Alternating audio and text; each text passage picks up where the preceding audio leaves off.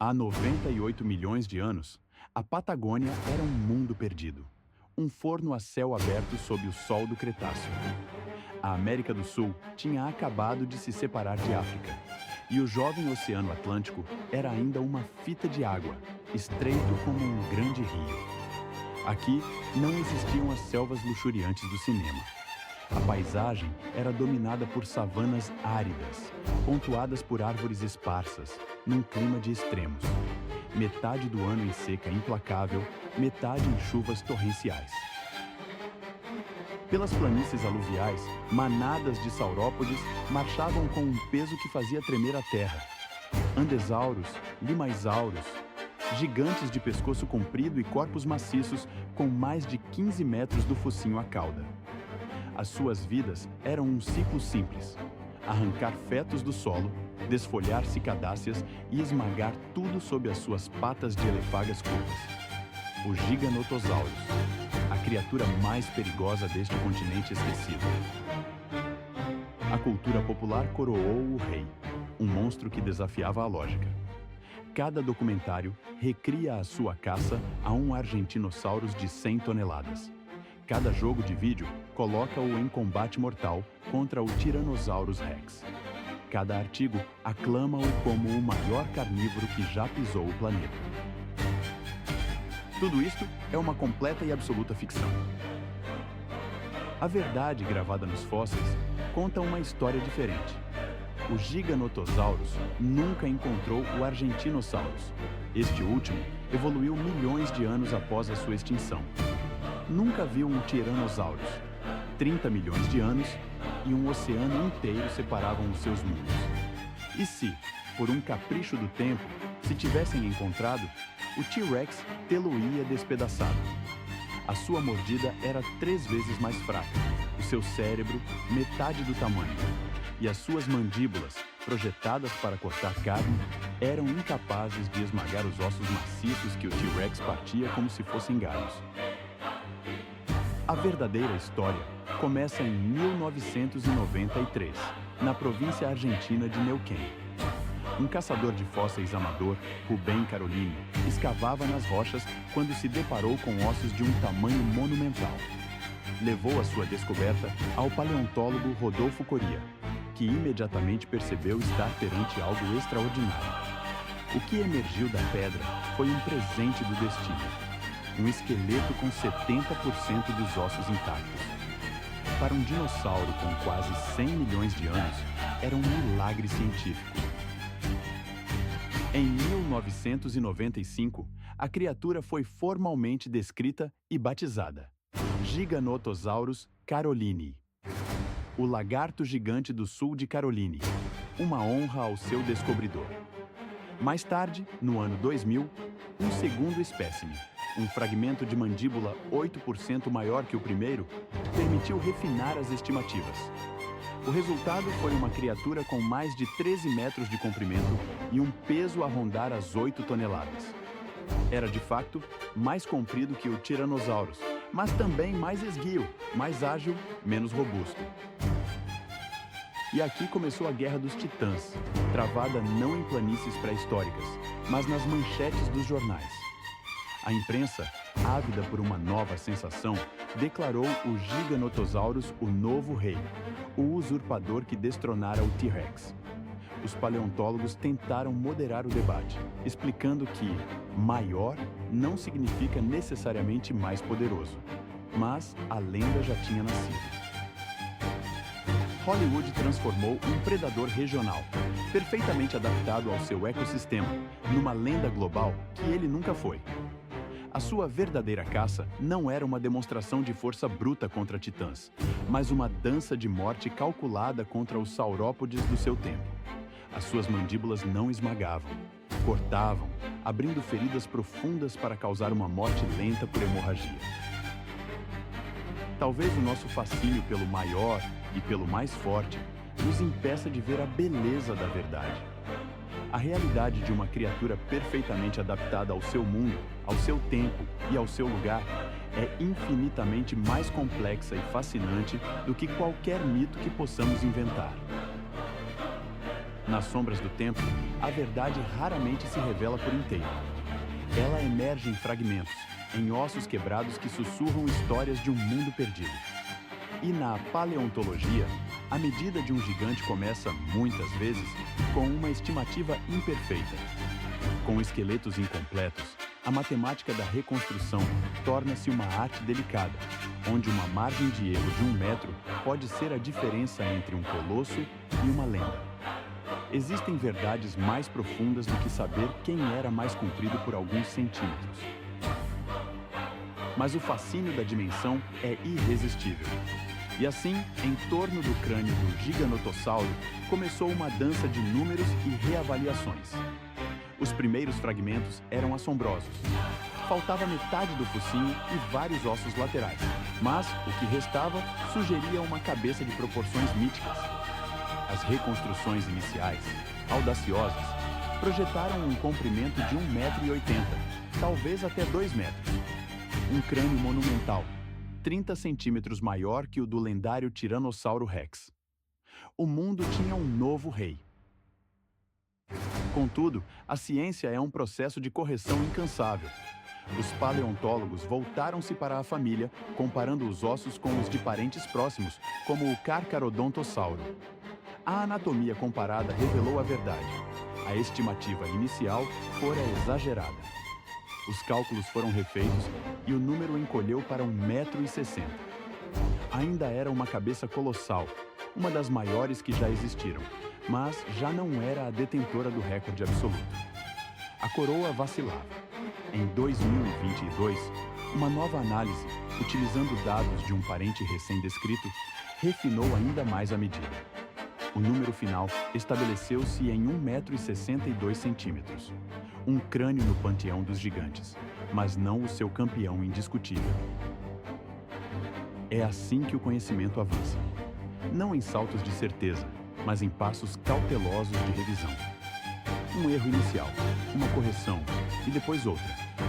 Foram precisos 30 anos para que a poeira assentasse e as verdadeiras dimensões deste predador começassem a tomar forma. O Giganotossauro era imenso, mas não o monstro desmedido que a imaginação inicial havia concebido. Mais fascinante do que o seu tamanho é a forma como se movia pelo seu mundo. A arquitetura dos seus ossos conta uma história diferente daquela de um velocista. O fêmur e a tíbia, os ossos da coxa e da canela, têm comprimentos quase idênticos. Esta é a assinatura anatômica de um maratonista, não de um sprinter. Para uma corrida explosiva, a natureza favorece canelas longas, asdolômetros em patrulhas lentas e metódicas. Simulações computacionais sugerem que, num arranque súbito, poderia atingir 50 km por hora. Um número impressionante, mas enganador. Era um limite absoluto, sustentável a penar. No clima tórrido da Patagônia do Cretáceo, uma corrida prolongada não era uma tática de caça, mas uma sentença de morte por sobreaquecimento. O seu método era outro, mais subtil e letal. Era a caça de emboscada. As planícies aluviais, pontilhadas por árvores esparsas, ofereciam a cobertura necessária. Aproximar-se em silêncio, reduzir a distância para 20, talvez 10 metros. E então, uma explosão de força contida, um ataque fulminante sem o desperdício de Emer. Isto leva-nos à questão central. Quem eram as suas presas? Em cada documentário, a mesma cena épica é recriada. O Giganotossauro, por vezes numa matilha fantasmagórica, ataca o titânico Argentinossauro. Uma batalha de deuses, o predador supremo contra a maior criatura que já caminhou sobre a Terra. É belo, é dramático e é completamente falso. A verdade está escrita nas camadas de rocha, um calendário geológico que não mente. O Giganotossauro desapareceu da face da Terra há 93 milhões de anos. O Argentinossauro só surgiria milhões de anos depois. Um abismo de tempo intransponível separava os dois gigantes. Eles nunca se encontraram. O verdadeiro predador do Argentinossauro foi o Mapussauro, um parente posterior do Giganotossauro. São os ossos do Mapussauro que foram encontrados em grupos, com múltiplos indivíduos de idades diferentes, sugerindo a caça coordenada. O giganotossauro, pelo que sabemos, era um caçador solitário, um rei sem corte. A sua verdadeira presa eram saurópodes como o Andesaurus ou o Limaisaurus, gigantes por direito próprio, mas não os titãs da lenda.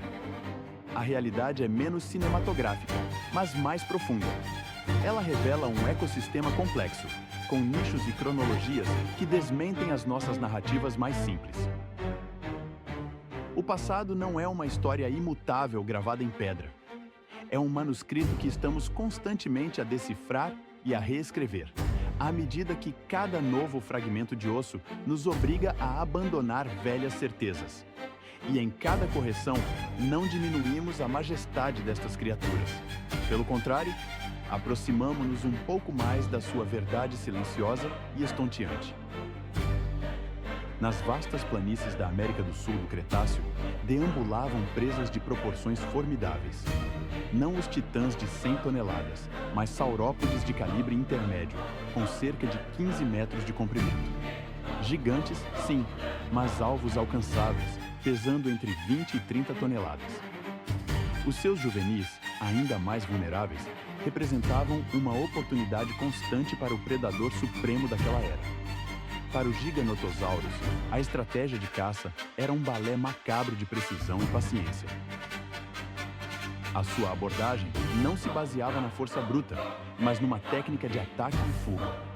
Correndo ao longo do flanco da sua presa, num movimento tangencial, o caçador desferia uma série de golpes rápidos e cortantes. As suas mandíbulas não eram projetadas para esmagar ossos, como as do seu primo mais famoso, o Tyrannosaurus Rex. Em vez disso, os seus dentes, achatados e serrilhados como facas de talhante, eram ferramentas de corte. Rasgavam a carne das pernas, dos flancos e da cauda, abrindo feridas profundas que não quebravam o esqueleto, mas que iniciavam um processo lento e inexorável. A mandíbula dos giganotossauros, mais leve e ágil, era uma obra-prima de engenharia biológica, otimizada para a incisão, não para a pressão esmagadora. Se a presa era particularmente grande e perigosa, a tática mudava subtilmente. O foco passava para as pernas e para a base da cauda, visando os tendões e os músculos vitais. O objetivo não era a morte imediata, mas sim imobilizar a criatura, roubar-lhe a velocidade e o equilíbrio. Depois destes golpes iniciais, o resto era uma questão de tempo. O predador podia optar por finalizar a presa enfraquecida ou, mais eficiente, seu timbice, desabando sob o seu próprio peso. Contudo, quando a presa era pequena, a abordagem era drasticamente diferente. O crânio dos giganotossauros possuía uma mobilidade notável, com ossos que se podiam articular. As suas mandíbulas abriam-se de forma surpreendentemente ampla, à semelhança de um moderno lagarto monitor. Uma criatura mais pequena podia ser abocanhada e engolida inteira, numa demonstração de poder eficiente. A própria estrutura da sua mandíbula inferior revela outra adaptação fascinante. Com um queixo proeminente e articulações recuadas, a sua forma parecia peculiar. Simulações computacionais revelaram o propósito desta arquitetura: estabilizar o crânio. Quando uma presa se debatia violentamente, tentando libertar-se, este design garantia que a mordida permanecesse firme e segura, transformando a mandíbula numa armadilha inescapável. Para além da caça, os giganotossauros eram um oportunista, como qualquer grande carnívoro. A carniça era uma fonte de alimento bem-vinda, uma refeição que não exigia o dispêndio de energia preciosa. E não hesitava em usar o seu tamanho para intimidar. Predadores mais pequenos, como o zabeldo, uma demonstração de força, e os caçadores menores batiam em retirada, deixando para trás um almoço gratuito para o rei tirano. Contudo, o segredo mais profundo dos giganotossauros residia no seu interior, na sua fisiologia. Análises isotópicas dos seus ossos fossilizados revelaram que ele mantinha uma temperatura corporal interna estável. Ao contrário dos répteis, não precisava de se aquecer ao sol matinal para iniciar o seu dia. Despertava pronto para a ação. Isto não era, no entanto, a endotermia de sangue quente dos mamíferos. Era algo intermédio, um estado conhecido como mesotermia. A sua temperatura mantinha-se estável, por volta dos 35 a 37 graus Celsius, semelhante à de um ser humano, mas o seu metabolismo era mais lento que o das aves. Este calor constante não era gerado por um motor metabólico interno de alta rotação, mas sim por um fenômeno chamado homeotermia inercial. A sua massa corporal colossal simplesmente perdia calor para o ambiente de forma muito lenta, mantendo o seu núcleo aquecido. Esta fisiologia única permitia um crescimento incrivelmente rápido. De uma cria recém-eclodida a um adulto de 8 toneladas em apenas 12 a 15 anos, um feito impossível com um metabolismo puramente reptiliano. O metabolismo de um Giganotosaurus adulto era comparável ao de um mamífero carnívoro de 1 tonelada, 8 vezes mais lento por quilograma de peso, mas perfeitamente suficiente para sustentar um crescimento acelerado e um estilo de vida ativo. As vantagens eram evidentes. Consumia menos energia do que um mamífero de tamanho comparável, necessitando de caçar com menos frequência. Mais nutrientes eram canalizados para o crescimento, permitindo-lhe atingir a maturidade rapidamente. E podia ser ativo a qualquer hora, sem necessidade de aquecimento prévio. Notavelmente, os jovens cresciam mantendo as proporções dos adultos. Ao contrário de um tiranossauro, que passava por uma fase desajeitada de adolescência, magro e de pernas longas, antes de se transformar num colosso robusto, o Giganotosaurus era uma miniatura do adulto, simplesmente aumentando de escala ao longo da sua vida. Não era apenas um monstro, mas uma solução evolutiva de uma elegância brutal. Uma máquina biológica perfeitamente sintonizada com o seu mundo, um testemunho do engenho da vida para preencher cada nicho com poder e eficiência. Um eco silencioso de um mundo onde gigantes caminhavam, impulsionados por um fogo que ardia de forma diferente. Nas paisagens áridas da antiga Patagônia, um predador nascia já moldado à imagem dos seus pais. A cria de Giganotosaurus era uma réplica em miniatura do adulto, uma máquina de caça incipiente destinada a um legado de domínio. Esta semelhança notável sugere uma ausência de divisão de nichos ecológicos entre as gerações. O ecossistema era um banquete partilhado, com porções escaladas de acordo com o tamanho.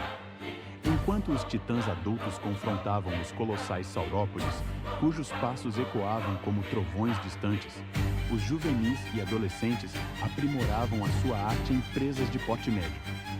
Os mais oveia de predação em diferentes oitavas, onde apenas a escala da presa os diferenciava. Viviam em famílias? A rocha permanece em silêncio sobre esta questão. As provas diretas são inexistentes. Cada esqueleto descoberto até hoje é um testemunho solitário, um rei encontrado sem a sua corte. Contudo, pistas súbitas adornavam os seus crânios. Ostentavam cristas e ornamentos de queratina, estruturas demasiado frágeis para o combate, mas perfeitas para a exibição. No teatro da natureza, tais adornos raramente são em vão. Eram cartazes biológicos que proclamavam a idade, o estatuto e a maturidade sexual de um indivíduo. Os machos, provavelmente, desfilavam estas coroas perante as fêmeas, enquanto rivais as comparavam num cálculo silencioso de poder, resolvendo disputas sem derramar sangue, de forma semelhante aos veados que medem forças através das suas imponentes hastes. Isto implica comunicação, uma necessidade de interagir com os seus semelhantes. Não eram os solitários absolutos que imaginamos, como os crocodilos que se encontram apenas para o breve e violento ritual do acasalamento. Talvez os jovens formassem bandos nos seus primeiros anos, encontrando segurança nos números, mas os adultos, gigantes no seu próprio direito, provavelmente reclamavam vastos territórios, reinando sozinhos sobre os seus domínios. Mas que tipo de mente habitava este corpo colossal? O seu quociente de encefalização, um dos mais altos entre os dinossauros da sua linhagem, pode parecer impressionante. Na prática, significa apenas que o seu cérebro era relativamente grande para o seu grupo, mas numa escala absoluta, era modesto. O cérebro do Giganotosaurus era 2 vezes menor que o do Tyrannosaurus, e o próprio T-Rex estava longe de ser um gênio.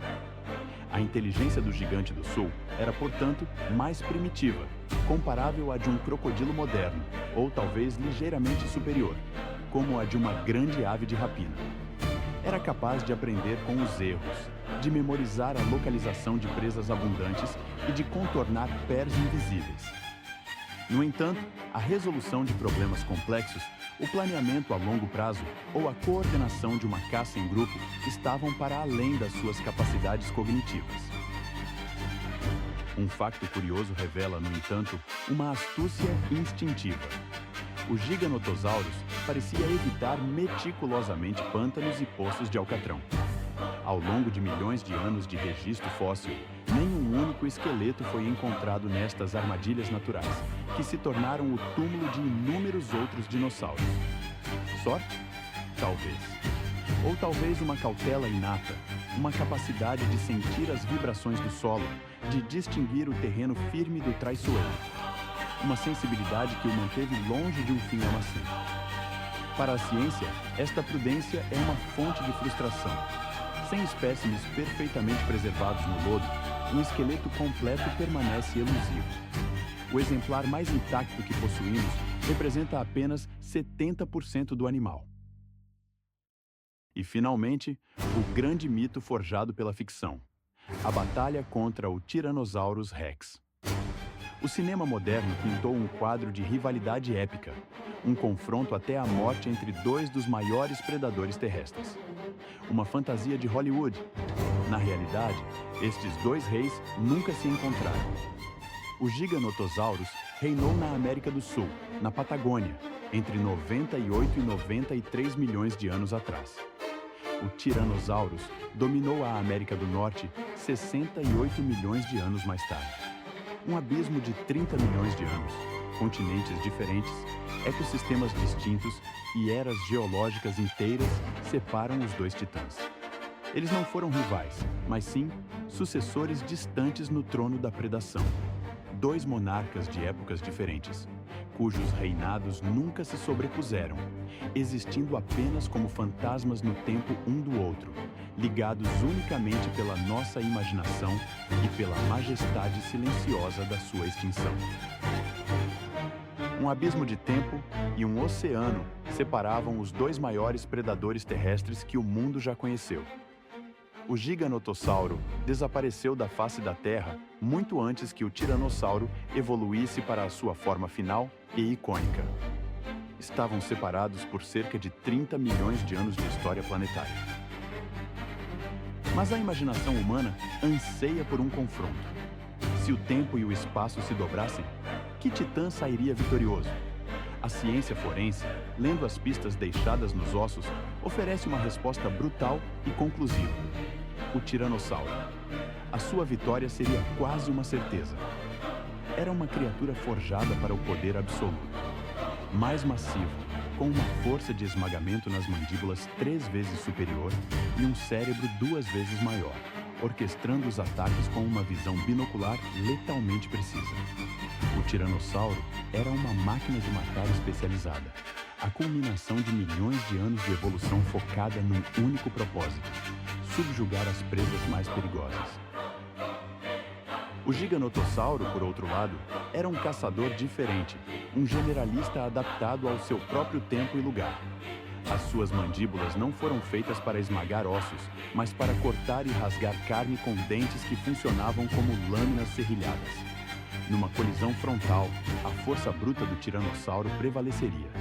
As suas mandíbulas poderiam fraturar o pescoço do seu rival, perfurar o crânio ou estilhaçar a caixa torácica com uma única e devastadora mordida. As armas do Giganotossauro seriam ineficazes contra a massa muscular e a estrutura óssea do Rei do Norte.